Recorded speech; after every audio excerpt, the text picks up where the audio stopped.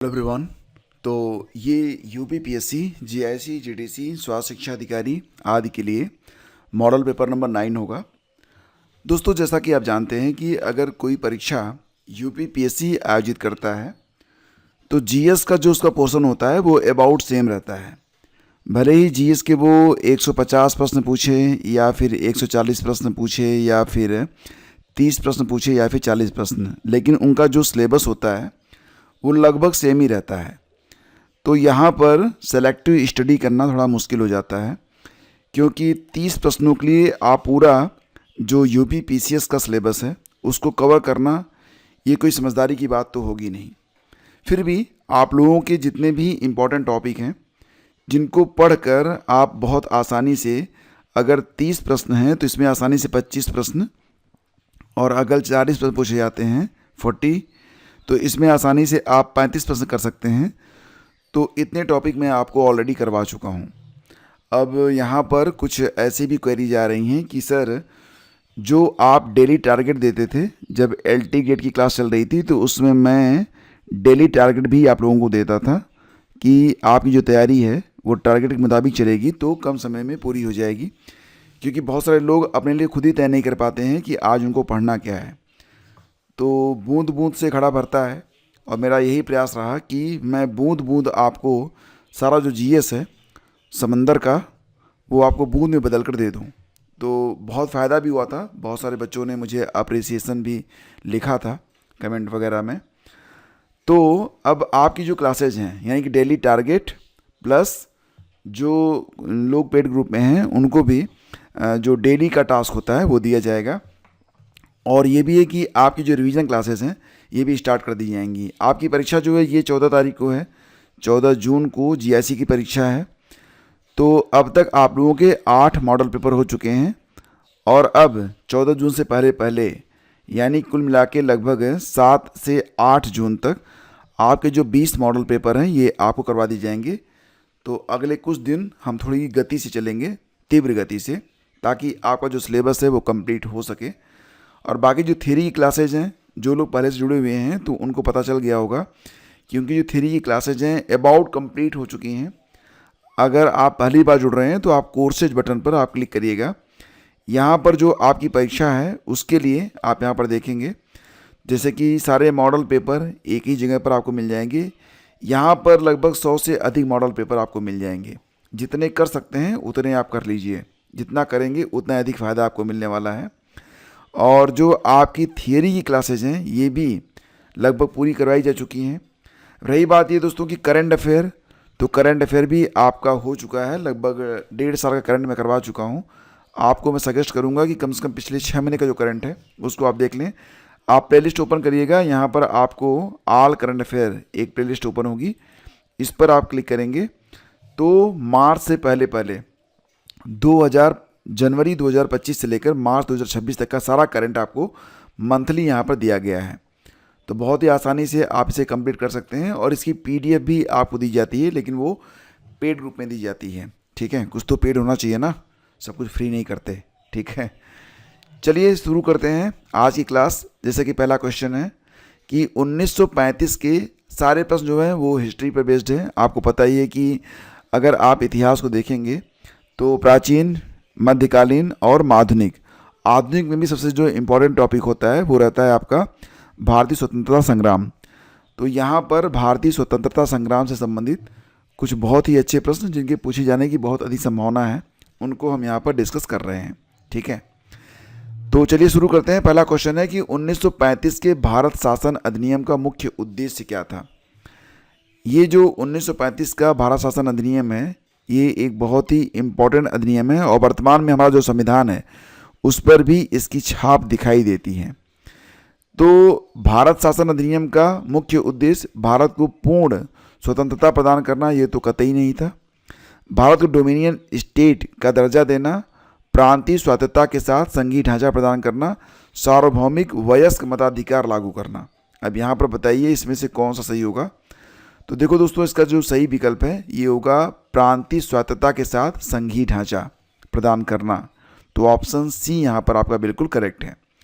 1935 के भारत शासन अधिनियम का मुख्य उद्देश्य भारत में प्रांतीय स्वायत्तता यानी कि जो प्रोविंशियल ऑटोनॉमी होती है इसको लागू करना था, एक अखिल भारतीय संघीय ढांचे का निर्माण करना और भारतीयों को शासन में अधिक भागीदारी देकर एक उत्तरदायी सरकार की दिशा में कदम बढ़ाना था। इसके तहत ब्रिटिश सरकार के द्वारा जो प्रमुख लक्ष्य हासिल करने का प्रयास किया गया था, तो उसमें एक तो था प्रांतीय स्वायत्तता यानी कि प्रोविंशियल ऑटोनॉमी। तो प्रांतों में द्वैध शासन प्रणाली को समाप्त कर पूर्ण उत्तरदायी सरकार की स्थापना की गई, जिससे भारतीय मंत्रियों को प्रांतीय प्रशासन का पूरा नियंत्रण मिल गया। तो ध्यान देना कि जो प्रांतों में द्वैध शासन प्रणाली चल रही थी उसको समाप्त कर दिया गया था भारत शासन अधिनियम 1935 के तहत, और एक फेडरल स्ट्रक्चर यानी कि संघीय ढांचा भी बनाया गया, जो कि केंद्र और प्रांत यानी कि जो ब्रिटिश प्रांत थे और जो देसी रियासतें थी उनको जोड़कर, तो केंद्र और प्रांतों को मिलाकर एक अखिल भारतीय संघ बनाने का प्रस्ताव इसमें रखा गया था। ठीक है, और शक्तियों का विभाजन ये बहुत ही समझदारी का काम किया गया था, मतलब ब्रिटिश सरकार के लिए, कि केंद्र और प्रांतों के बीच अधिकारों को स्पष्ट करने के लिए संघीय सूची, प्रांतीय सूची और समवर्ती सूची बनाई गई। ये सूची अभी भी अस्तित्व में है। संघीय सूची, इसमें जो कानून होता है वो संघ सरकार बनाती है।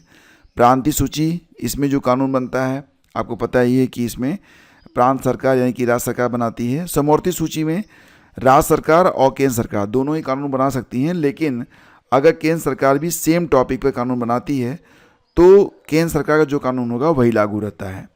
और केंद्र में द्वैध शासन लागू किया गया। अब यहाँ पर ध्यान देना कि जो प्रोविंस थे यानी कि जो प्रांत थे उसमें द्वैध शासन समाप्त किया गया था, लेकिन केंद्र में द्वैध शासन की स्थापना कर दी गई। ये आप ध्यान रखिएगा। ठीक है, अगला क्वेश्चन है 1930 में पाकिस्तान की मांग करने वाली मुस्लिम लीग के इलाहाबाद अधिवेशन की अध्यक्षता किसने की थी? तो मुस्लिम लीग का 1930 में जो इलाहाबाद अधिवेशन हुआ था उसकी अध्यक्षता किसने की थी? तो दोस्तों मोहम्मद अली जिन्ना का, देखो शुरू में ना मोहम्मद अली जिन्ना का कोई खास स्थान मुस्लिम लीग में था नहीं।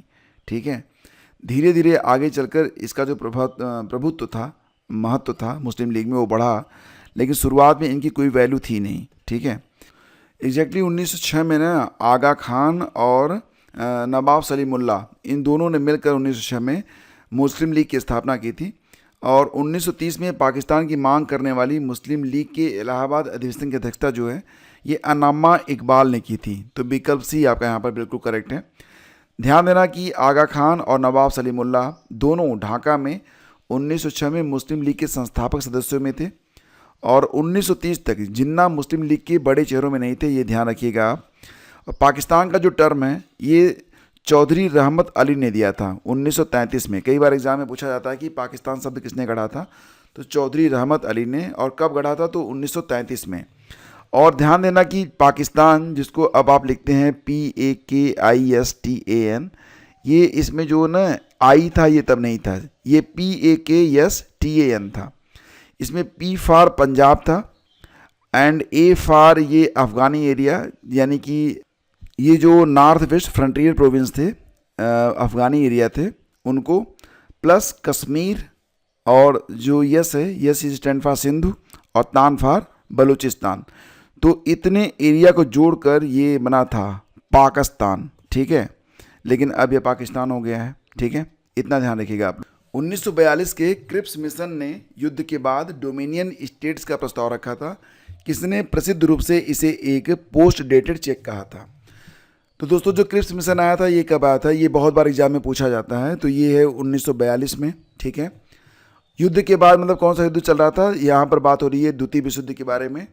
और कहा गया कि अगर भारतीय जो हैं वो अंग्रेज़ों की मदद करते हैं तो युद्ध के बाद द्वितीय विश्व युद्ध जो समाप्त होगा उसके पश्चात भारत को डोमिनियन स्टेट्स का दर्जा दिया जाएगा।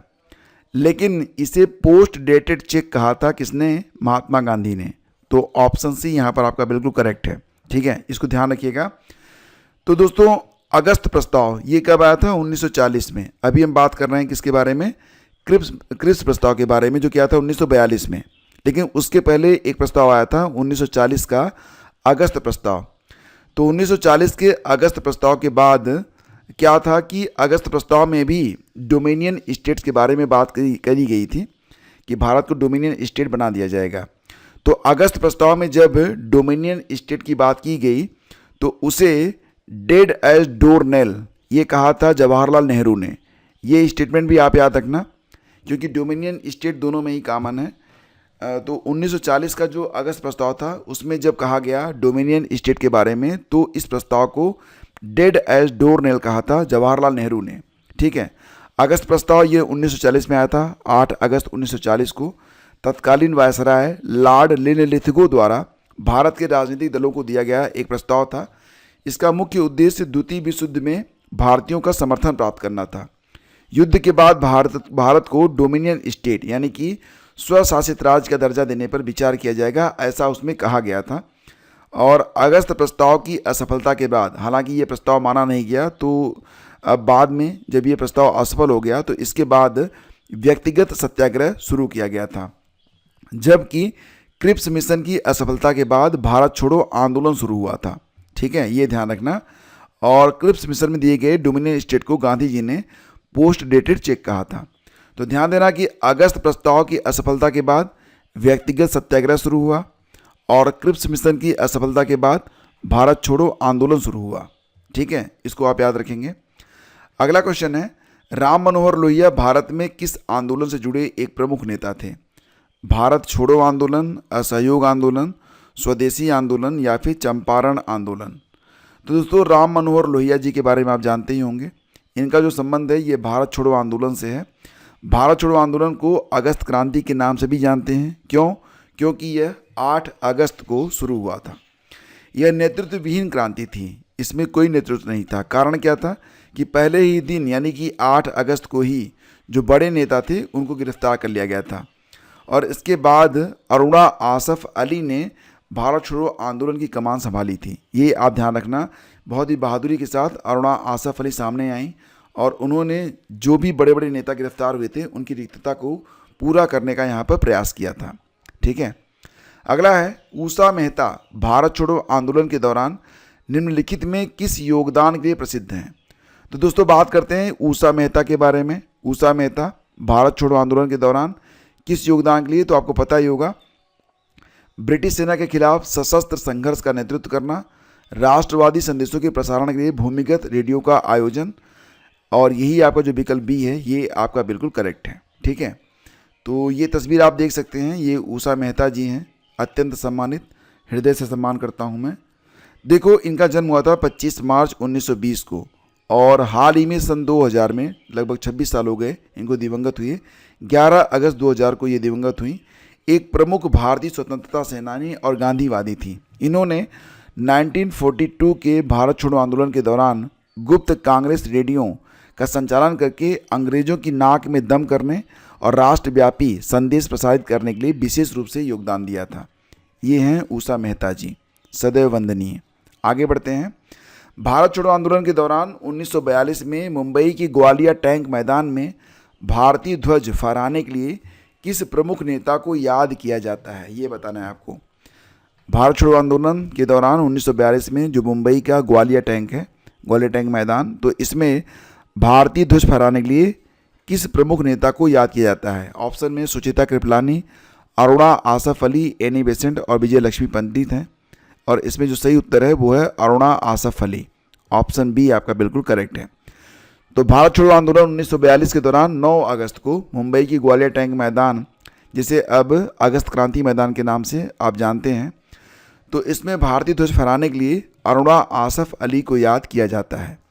उनके इस साहसिक कार्य के कारण उन्हें भारतीय स्वतंत्रता संग्राम की grand old lady of the independence movement भी कहा जाता है। ठीक है, ये आप याद रखेंगे।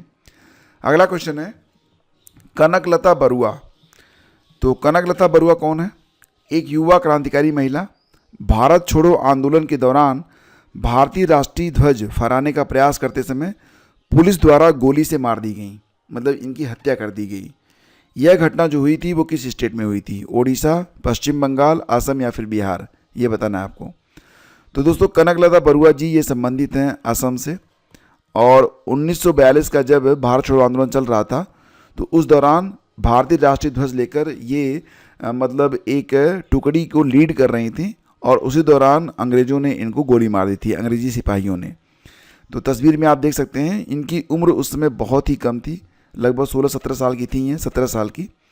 और क्या था कि मृत्यु वाहिनी नामक संगठन के सदस्यों और 500 से अधिक निहत्थे प्रदर्शनकारियों के जुलूस का यह नेतृत्व कर रही थी। इनका उद्देश्य गोहपुर पुलिस स्टेशन पर राष्ट्रीय ध्वज फहराना था। परिणाम क्या हुआ?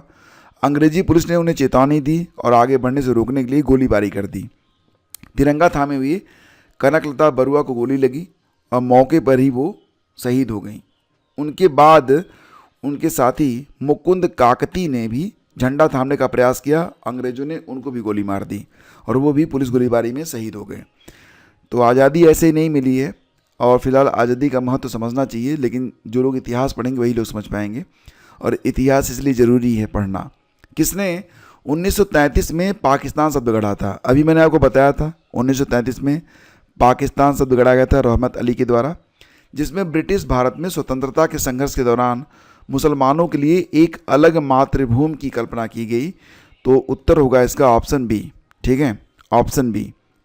मुस्लिम लीग के द्वारा 23 मार्च 1943 को पाकिस्तान दिवस मनाया गया था। ये तारीख भी कई बार पूछी जाती है कि मुस्लिम लीग के द्वारा 23 मार्च 1943 को पाकिस्तान दिवस मनाया गया था। अब मैं आपसे एक प्रश्न करूंगा, देखता हूं कितने लोग इसका आंसर दे पाएंगे, क्योंकि मैं बहुत बार पढ़ा चुका हूं आप सभी लोगों को। ये जो सीधी कार्रवाई दिवस मनाया गया था मुस्लिम लीग के द्वारा, डायरेक्ट एक्शन डे, ये कब मनाया गया था? कितने लोग जानते हैं? फटाफट कमेंट करें, मैं देखना चाहता हूँ। और ये भी ध्यान रखिए कि लाहौर रेजोल्यूशन 1940 को पाकिस्तान रेजोल्यूशन भी कहा जाता है। ठीक है, अगला क्वेश्चन है, मोहम्मद अली जिन्ना द्वारा प्रस्तावित किस सिद्धांत का मौलाना आज़ाद ने कड़ा विरोध किया था? मोहम्मद अली जिन्ना और इन्होंने एक प्रस्ताव दिया था, एक सिद्धांत दिया था, जिसका मौलाना आज़ाद ने ही कड़ा विरोध किया था। आप देख पा रहे हैं ना, यहाँ पर धर्म की बात नहीं थी, यहाँ पर बात थी राष्ट्रभक्ति के बारे में। और इन्होंने जो द्विराष्ट्र सिद्धांत दिया था मोहम्मद अली जिन्ना ने, उसका विरोध भारत के मौलाना आज़ाद ने भी किया था। लेकिन मोहम्मद अली जिन्ना को शुरू में हिंदू मुस्लिम एकता का अग्रदूत भी कहा गया था, लेकिन आगे चलकर ये इतने बायस्ड हो जाएंगे कोई जानता नहीं था। ठीक है, तो लखनऊ पैक्ट 1916 आपको याद होगा, तो इसी के दौरान जिन्ना को सरोजिनी नायडू ने हिंदू मुस्लिम एकता का अग्रदूत कहा था। ठीक है, लेकिन आगे चलकर इनका ये जो कथन था वो बेकार कर दिया था, क्योंकि ये घोर कट्टरवादी हो गए थे। 1946 में किस ब्रिटिश मिशन ने एक संविधान सभा और एक अंतरिम सरकार के गठन का प्रस्ताव रखा था? देखो बात यहाँ पर हो रही है 1946 के बारे में, और जो आपका क्रिप्स मिशन है ये आया था कब? 1942 में आया था। तो 1946 में क्या आया था? साइमन कमीशन तो बिल्कुल नहीं, क्रिप्स मिशन भी नहीं, वेबल योजना और कैबिनेट मिशन में से।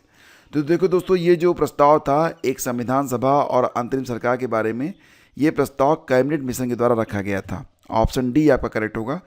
और अगर बात करें वेबल योजना के बारे में, तो ये आई थी 1945 में। क्या थी ये वेबल योजना? तो दोस्तों वेबल योजना जो कि आई 1945 में, इसे शिमला सम्मेलन के नाम से भी जाना जाता है, शिमला सम्मेलन। ठीक है, तत्कालीन वायसराय लॉर्ड वेबल के द्वारा प्रस्तुत एक राजनीतिक पहल थी। इसका मुख्य उद्देश्य द्वितीय विश्व युद्ध के दौरान भारतीयों का सहयोग प्राप्त करना और भारत में व्याप्त राजनीतिक गतिरोध को दूर करके केंद्र में भारतीयों की भागीदारी वाली एक अंतरिम सरकार का गठन करना था। ठीक है, ये याद रखना आप। तो हालांकि आपका जो उत्तर होगा वो रहेगा कैबिनेट मिशन। ठीक है, 1946 में ब्रिटिश सरकार द्वारा भेजे गए कैबिनेट मिशन ने भारत में एक संविधान सभा और अंतरिम सरकार के गठन का प्रस्ताव रखा था। इस मिशन के 3 मुख्य सदस्य थे। ठीक है, जो कैबिनेट मिशन आया था इसके 3 मुख्य सदस्य थे। कौन कौन से थे? ये थे Lord Pethick Lawrence, Sir Stafford Cripps, ये क्रिप्स मिशन वाले, और एबी अलेक्जेंडर। ठीक है, याद रखना। तो जो साइमन कमीशन है दोस्तों, ये कब आया था? और ये 1928 में। ठीक है, क्रिप्स मिशन कब आया था? 1942 में आया था। वेबल 1945 में, और कैबिनेट मिशन आता है 1946 में। ठीक है, ये आप याद रखेंगे। आपका जो अगला क्वेश्चन है कि 1946 में कैबिनेट मिशन योजना के प्रस्ताव के दौरान लोकप्रिय गोपीनाथ बारदोलई के किस महत्वपूर्ण राजनीतिक कदम ने यह सुनिश्चित किया कि असम भारत का हिस्सा बना रहे, न कि पूर्वी पाकिस्तान का। ठीक है, तो पूर्वी पाकिस्तान जिसे अब आप बांग्लादेश के नाम से जानते हैं, तो शुरू में जब कैबिनेट मिशन आया था तो उसमें जो गोपीनाथ बारदोलई थे उन्होंने एक महत्वपूर्ण राजनीतिक कदम उठाया था और ये एक मूवमेंट स्टार्ट किया था कि असम को बंगाल के साथ समूहबद्ध न किया जाए। तो इसका उन्होंने विरोध किया था, असम को बंगाल के साथ समूहबद्ध करने का विरोध किया गया था। तो विकल्प ए यह आपका करेक्ट है और ये विरोध गोपीनाथ बारदोलई ने किया था। ठीक है, तो विकल्प ए आपका इसमें करेक्ट है। 1946 की कैबिनेट मिशन योजना के अंतर्गत असम को बंगाल के साथ अनिवार्य रूप से ग्रुप सी में रखने की ब्रिटिश योजना का असम के तत्कालीन नेता गोपीनाथ बारदोलई ने कड़ा विरोध किया था। उन्होंने राष्ट्रीय कांग्रेस के शीर्ष नेतृत्व को मनाकर असम को समूहीकरण यानी कि ग्रुपिंग से बाहर करवाया था, जिससे असम पूर्वी पाकिस्तान में शामिल होने से बच गया। यानी कि अगर ऐसा होता तो आज असम भी बांग्लादेश का ही हिस्सा बन गया होता। असम को बचा लिया था गोपीनाथ बारदोलई ने। तो दोस्तों, जो कैबिनेट मिशन है इसने भारत को 3 समूहों में ग्रुप ए, ग्रुप बी और ग्रुप सी में विभाजित किया था और असम को मुस्लिम बहुल बंगाल प्रांत के साथ ग्रुप सी में रखा गया था। यदि यह प्रस्ताव लागू हो जाता तो असम की विधानसभा और प्रशासनिक व्यवस्था बंगाल के नियंत्रण में चली जाती, जिससे कि इसके पूर्वी पाकिस्तान यानी कि वर्तमान बांग्लादेश का हिस्सा बनने की पूरी संभावना थी। तो सत नमन ऐसे बहादुरों को जिन्होंने भारत को एक अखंड भारत के रूप में बनाने का पूरा प्रयास किया। माउंटबेटन योजना में इनमें से कौन सा शामिल था, कौन सा प्रस्ताव इसमें से शामिल था? विभाजन से इनकार, तो ऐसा तो था नहीं। भारत और पाकिस्तान के स्वायत्त राज्य, भारतीय सिविल सेवाओं का उन्मूलन और उत्तर पश्चिमी सीमांत प्रांत में जनमत संग्रह, यही एक आपका इसमें करेक्ट है। यानी कि विकल्प डी आपका बिल्कुल सही है। तो देखो फ्रेंड्स, क्या हुआ था, माउंटबेटन प्लान ये आया था 1947 में और इसे पार्टीशन प्लान भी कहा जाता है, ये तो आप जानते ही हैं। तो 3 जून 1947 को लॉर्ड माउंटबेटन द्वारा प्रस्तुत माउंटबेटन योजना, जिसे जून योजना या 3 जून की योजना भी कहते हैं, इसके 4 प्रमुख बिंदु थे। कौन कौन से? विभाजन को स्वीकार करना, ये मान लिया गया था कि भारत और पाकिस्तान ये 2 देश अब बनेंगे, और जनमत संग्रह की बात इसमें की गई थी, यानी कि रेफरेंडम के बारे में बात की गई थी। निर्णय लिया गया कि उत्तर पश्चिमी सीमांत प्रांत और असम के सिलहट जिले में जनमत संग्रह कराया जाए, ताकि वहाँ की जो जनता है वो खुद ही निर्णय ले सके कि उन्हें किस देश के साथ जाना है। और एक सीमा आयोग भी बनाया गया था। पंजाब और बंगाल के विभाजन के लिए रेडक्लिफ की अध्यक्षता में सीमा आयोग गठित हुआ था और रियासतों को ये छूट दी गई कि वे किस देश के साथ रहेंगे, ये स्वतंत्र था। लेकिन आगे चलकर क्या हुआ कि जो देसी रियासतें थी उनको भारत में ही शामिल कर लिया गया था। ठीक है, अगला क्वेश्चन है, ठक्कर बप्पा एक समर्पित समाजसेवी और स्वतंत्रता संग्राम सेनानी थे, जिन्हें भारतीय समाज के किस वर्ग के उत्थान और कल्याण के लिए आजीवन प्रयासों के लिए मुख्य रूप से जाना जाता है? ऐसे प्रश्न आजकल आयोग खूब पूछ रहा है। तो ठक्कर बप्पा का नाम आए दोस्तों तो याद रखना कि इन्होंने बहुत ही संघर्ष किया था जनजाति आदिवासी समूह के लिए, यानी कि विकल्प सी आपका इसमें करेक्ट है। भील सेवा मंडल की स्थापना की गई थी ठक्कर बप्पा के द्वारा 1922 में, और 1948 में जब महात्मा गांधी ने हरिजन सेवक संघ बनाया था तो उसी की तर्ज पर इन्होंने भारतीय आदिम जाति सेवक संघ भी बनाया था। ठीक है, 1948 में, ये आप याद रखना। अगला क्वेश्चन है, ब्रिटिश संसद और ईस्ट इंडिया कंपनी के अधिकारियों ने प्रारंभ में भारत में सती प्रथा को समाप्त करने से क्यों परहेज किया? तो दोस्तों, भारत में जो सती प्रथा का अंत हुआ था कब हुआ था? 1829 में हुआ था। ठीक है, तो ब्रिटिश संसद और ईस्ट इंडिया कंपनी के जो अधिकारी थे ना, वो जानते थे कि जो भारतीय जनता है उन पर हम कितना भी अत्याचार कर लें वो बर्दाश्त कर लेंगे, लेकिन अगर धर्म और रीति रिवाजों पर हम मतलब प्रहार करेंगे तो वो विरोध कर सकते हैं। तो यही डर था उनके मन में, यानी कि उन्हें धार्मिक विरोध का भय था और वो चाहते थे कि ऐसी जो कुरीतियां हैं इनको स्थानीय निर्णय के द्वारा दूर किया जाए, उसमें वो हस्तक्षेप करना नहीं चाहते थे। उत्तर विकल्प बी होगा, आपको पता ही है। तो आगे चलकर 1829 में सती प्रथा को समाप्त कर दिया गया था। भारत में सुधार आंदोलन के दौरान राजा राम मोहन राय ने इस क्षेत्र में सख्ती से काम किया था और उनके ही प्रयासों के बाद 1829 में विलियम बेंटिक के जो था लॉर्ड विलियम बेंटिक, उसने बंगाल में प्रांतीय सरकार सती व्यवस्था को समाप्त करने के लिए एक अधिनियम लाई थी, बाद में 1861 में रानी विक्टोरिया ने भारत में सती प्रथा पर पूर्ण रूप से प्रतिबंध लगाया था। हालांकि 1515 में पुर्तगालियों ने भी प्रयास किया था। गोवा क्षेत्र में सती प्रथा पर प्रतिबंध लगा दिया था 1515 में ही पुर्तगालियों ने, लेकिन सती प्रथा को रोकने के लिए एक कानून 1829 में पहली बार पारित किया गया था और 1861 में महारानी विक्टोरिया ने सती प्रथा पर पूर्ण प्रतिबंध लगा दिया था। तो ये जो कुरीतियाँ थी इनको दूर करने के लिए तो भाई अंग्रेज़ों का हम मतलब आदर करेंगे कि वो उन्होंने लोगों ने भारत के समाज में से कुछ बड़ी कुरीतियों को दूर किया था। नेक्स्ट है आपका, निम्नलिखित में से किस गवर्नर जनरल के नेतृत्व में सर्वोच्चता यानी कि पैरामाउंटेंसी की एक नई नीति स्टार्ट की गई थी? किस गवर्नर जनरल के नेतृत्व में सर्वोच्चता की एक नई नीति शुरू की गई थी? तो दोस्तों ये था लॉर्ड हेस्टिंग्स। यानी कि जो कुछ भी हो जाए, फिलहाल हम ऑटोनॉमी भी अगर दे देते हैं किसी को, फिर भी उसके बाद भी जो ब्रिटिश सरकार होगी उसके ही फैसले पैरामाउंटेंसी रहेंगे, सर्वोच्च रहेंगे। ठीक है, तो लॉर्ड हेस्टिंग्स का जो समय है ये 1813 से लेकर 1823 तक रहा था। ठीक है, ये याद रखना आप। अगला क्वेश्चन है, क्रांतिकारी बाघा जतिन, जिनका पूरा नाम था जतीन्द्रनाथ मुखर्जी, ठीक है, तो अपने वीरतापूर्ण संघर्ष और क्रांतिकारियों को प्रेरित करने के लिए भारत के किस राज्य से संबद्ध थे? तो दोस्तों बेसिकली क्वेश्चन क्या है कि जो बाघा जतिन थे ये किस स्टेट से बिलोंग करते थे? तो और इसका उत्तर होगा बंगाल। जतिन दास और जतीन्द्रनाथ मुखर्जी ये दोनों अलग अलग लोग हैं। ठीक है, दोनों ही भारतीय स्वतंत्रता संग्राम के महान जो क्रांतिकारी थे उनमें से एक हैं। लेकिन दोस्तों यहाँ पर जो जतीन्द्रनाथ मुखर्जी हैं, ठीक है, ये बंगाल से संबद्ध हैं। ठीक है, ध्यान रखना है इसको। और बंगाल में इन्होंने एक जुगांतर ग्रुप बनाया था।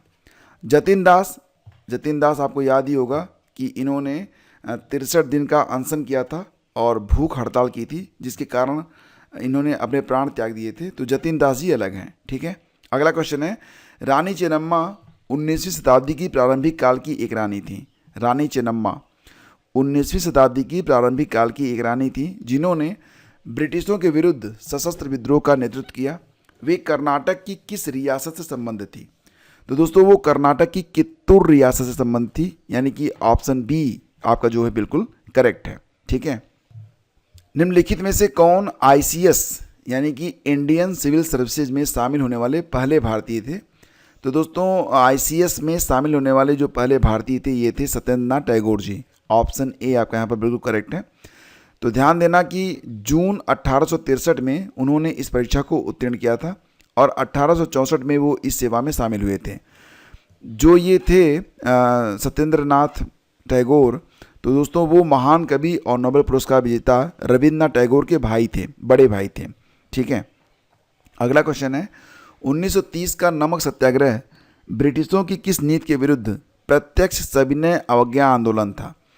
तो 1930 का दोस्तों जो नमक सत्याग्रह था ये ब्रिटिशों की जो एक नीति थी, नमक के निर्माण और बिक्री पर ब्रिटिश एकाधिकार, इसी के विरुद्ध यह एक अवज्ञा आंदोलन था।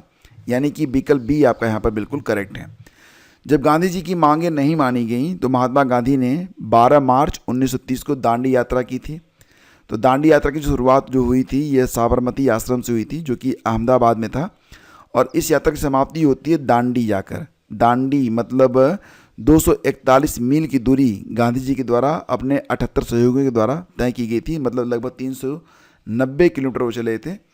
और 12 मार्च 1930 को उन्होंने यात्रा शुरू की थी। यात्रा पूरी होती है 6 अप्रैल 1930 को।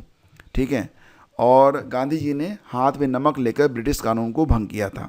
ओके, अगला क्वेश्चन है, 1931 के गांधी इरविन समझौते का मुख्य परिणाम क्या होता है?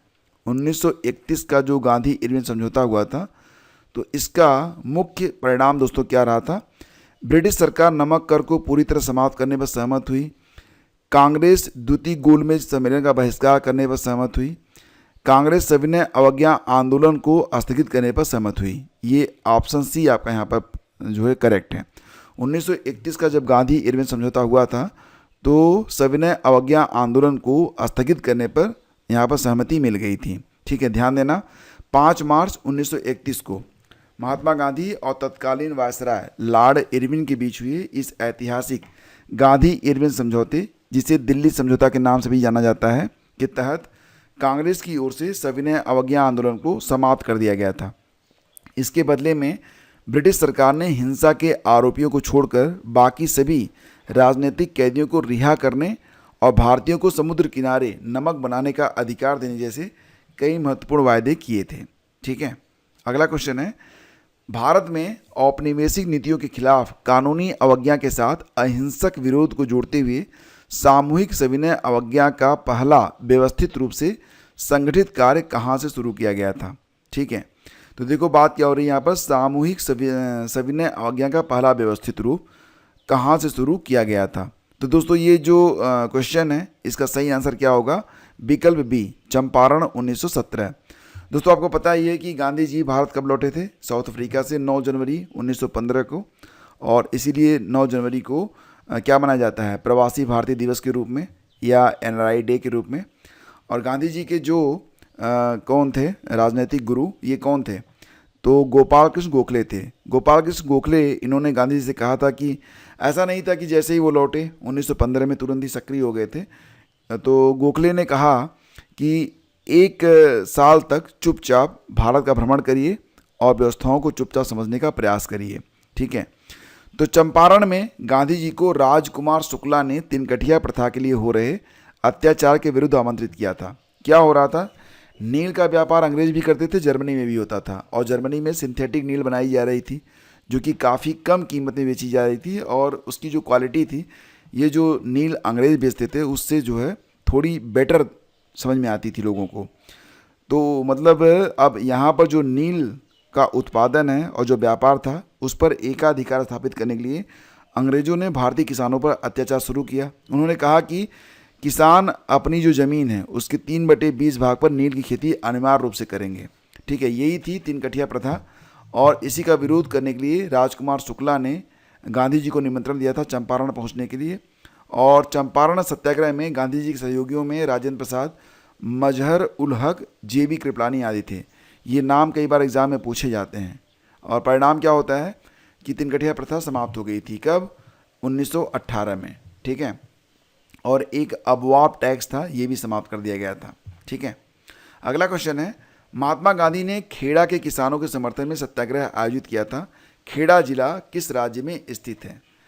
तो दोस्तों खेड़ा जो है आपको पता ही है कि पहले चंपारण हुआ, उसके बाद अहमदाबाद मिल मजदूर, और उसके बाद खेड़ा। ठीक है, तो बात यहाँ पर हो रही है खेड़ा के बारे में। तो खेड़ा जो है दोस्तों ये गुजरात में स्थित है, ऑप्शन सी ये आपका करेक्ट है। और ये जो खेड़ा सत्याग्रह हुआ था ये 1918 में हुआ था। तो 11 मार्च 1918 को गुजरात के खेड़ा जिला में खेड़ा सत्याग्रह शुरू हुआ था। यह आंदोलन महात्मा गांधी और सरदार वल्लभ भाई पटेल के नेतृत्व में चला था। अब यहाँ पर क्या हुआ था कि सूखा पड़ गया था, खेड़ा में सूखा पड़ गया था, किसानों की फसल हुई नहीं थी, लेकिन अंग्रेज़ कहते थे कि हमें कोई फ़र्क नहीं पड़ता, हमको टैक्स चाहिए। तो यहीं पर यही वजह थी कि ये जो आंदोलन था खड़ा किया गया, और फिर अंत में राहत भी मिली थी। ठीक है, अगला क्वेश्चन है, ब्रिटिश भारत के प्रांतों में द्वैध शासन प्रणाली यानी कि डायरकी किस अधिनियम के द्वारा लागू की गई थी। ब्रिटिश भारत के प्रांतों में, अभी ये मैंने आपको बताया था कि 1935 में जो भारत के प्रांत थे उसमें डायरकी को समाप्त कर दिया गया था। ठीक है, लेकिन प्रश्न ये है कि ये जो डायरकी थी ये लागू कब से हुआ था। तो दोस्तों इसका उत्तर होगा, देखो इसका सही उत्तर होगा मॉन्टेग्यू चेम्सफोर्ड सुधार 1919, यानी कि विकल्प सी आपका इसमें बिल्कुल करेक्ट है। ठीक है, अब ये जो मॉन्टेग्यू चेम्सफोर्ड सुधार आया था 1919, तो इस प्रणाली के जो प्रमुख बिंदु थे, इसमें दोहरी सरकार यानी कि इसके तहत प्रांतीय विषयों को 2 भागों में बांटा गया, आरक्षित रिजर्व्ड और हस्तांतरित यानी कि ट्रांसफर्ड। तो आरक्षित विषय, पुलिस, वित्त और राजस्व जैसे महत्वपूर्ण विभाग ये ब्रिटिश गवर्नर और उसकी कार्यकारी परिषद के अधीन होते थे। जो मुख्य रूप से जो विषय थे उनको ले लिया था अंग्रेजों ने, और जो शिक्षा, स्वास्थ्य, कृषि जैसे विषय थे इनको दे दिया गया था भारतीय मंत्रियों को। यानी कि भैया तब भी जो पावर थी वो अंग्रेज़ों के हाथों में ही थी। ठीक है, केवल एक दिखावा था कि हम यहाँ पर डायरकी लागू कर रहे हैं। अगला क्वेश्चन है, 1919 के रॉलेट अधिनियम को मौलिक कानूनी सिद्धांतों को कमज़ोर करने के लिए भारतीय राष्ट्रवादियों के तीव्र विरोध का सामना करना पड़ा था। इन अधिनियमों का सबसे आपत्तिजनक पहलू ये था कि सरकार को भारतीय क्रांतिकारियों को बिना ट्रायल सबूत गवाह के अरेस्ट रखने का आदेश दिया गया था। ये सबसे आपत्तिजनक था। ठीक है, तो देखा जाए तो 1919 का जो रॉलेट एक्ट है, इसकी सबसे बड़ी बुराई यही थी कि इसने सरकार को बिना किसी वारंट या सबूत के केवल संदेह के आधार पर किसी भी भारतीय को गिरफ्तार करने की शक्ति दे दी थी। और यही वजह थी कि इसे काला कानून भी कहा गया था। तो इस कानून में बिना अपील, बिना दलील और बिना वकील के कानून भी इसे कहा गया था, जिसमें 2 साल तक की कैद हो सकती थी और जो नागरिक अधिकार थे इनका पूर्ण रूप से हनन किया जा रहा था। अगला क्वेश्चन, और ये अंतिम प्रश्न होगा, काकोरी षड्यंत्र 1925 लखनऊ के पास एक ट्रेन डकैती थी जिसे किस क्रांतिकारी समूह ने आयोजित किया था?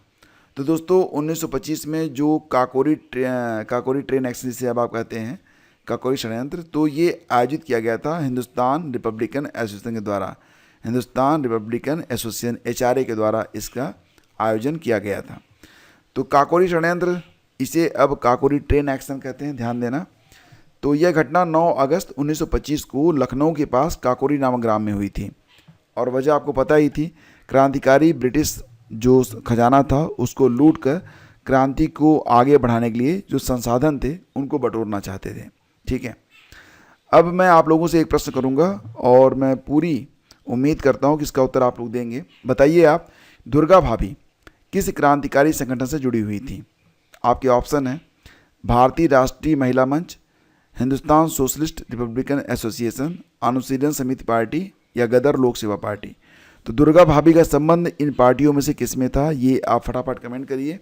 और ये सेशन आपको कैसा लगा ज़रूर बताइएगा। बाकी की जो प्रैक्टिस सेट हैं अगर उनको आप हल करना चाहते हैं तो आप डिस्क्रिप्शन चेक करिएगा, वहाँ पर आपको लिंक मिल जाएगा प्लेलिस्ट का, उसको ओपन करके आप बाकी के जो मॉडल पेपर हैं उनको भी क्रमशः लगा सकते हैं। धन्यवाद आप सभी का।